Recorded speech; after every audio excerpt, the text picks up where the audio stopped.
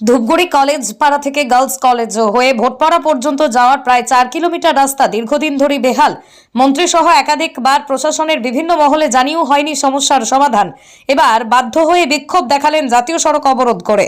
দীর্ঘক্ষণ ধরেই চলে বিক্ষোভ ও পথ অবরোধ। খবর পেয়ে ঘটনাস্থলে পৌঁছয় ধূপগুড়ি থানার বিরাট পুলিশ বাহিনী। পুলিশকে দেখেই ক্ষোভ উগরে দেয় বিক্ষোভকারীরা।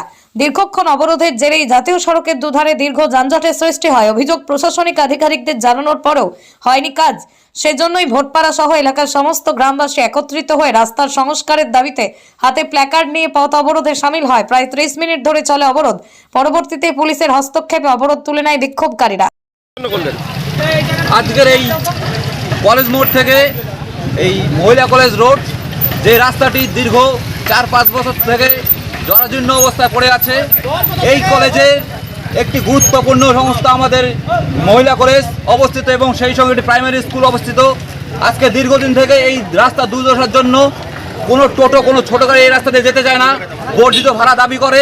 তার জন্য আজকে কলেজ স্টুডেন্টরা যে এই কলেজ রাস্তায় যেতে পারছে না।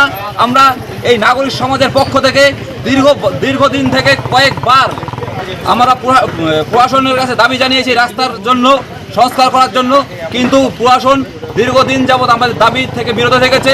আমরা আজকেও এই দাবির লক্ষ্যে আজকে আমরা বাধ্য হয়ে এই পথ অবরোধ করতে বাধ্য হচ্ছি। আমরা কলেজ পাড়া নাগরিক মঞ্চের পক্ষ থেকে। আপনার নাম?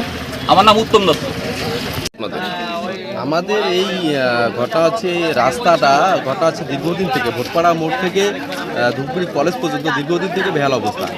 এই রাস্তা মেরামতের জন্য আমাদের যাতে মেরামত হয় দ্রুত, তার জন্য আজকের এই পথ অবরোধের আমরা একটা ব্যবস্থা গ্রহণ করেছি। কোন জায়গায় পথ অবরোধ করছে? পথ অবরোধ করব আমরা জাতীয় সড়ক। এই যে এখন পুলিশ আসছে, কি আশ্বাস দিচ্ছে আপনাদের? পুলিশ এসে প্রশাসনিক লেভেলে কথা চলছে, কালকের থেকে চলছে। হ্যাঁ, তো এখন যদি আমাদের দাবিটা পূরণ হয় তাহলে আমরা আর কি মূলত কি কারণে পথ অবরোধ করছে? মূলত হচ্ছে রাস্তাটা দীর্ঘদিন থেকে বেহাল অবস্থা। ভোটপাড়া মোড় থেকে সুকান্ত কলেজ অবধি 4 কিলোমিটার রাস্তা খুব খারাপ অবস্থা। বিষয়টা গ্রাম পঞ্চায়েত প্রধানকে জানিয়েছেন? হ্যাঁ, সবাইকে জানানো হয়েছে। কি বলছেন? বলছে দীর্ঘদিন থেকেই তো বলে যাচ্ছি, কিন্তু এতদিন অবধি তো কোনো সুরা। উত্তরবঙ্গ উন্নয়ন দপ্তরের মন্ত্রী উদয়ন গুহ তো এসে কথা দিয়ে গেল, তবুও তো এখন পর্যন্ত কাজ শুরু হয়নি। কি চাচ্ছেন? রাস্তাটা তাড়াতাড়ি সংস্কার হোক, এটাই চাচ্ছি। আপনার নাম? আশিকুল আলম।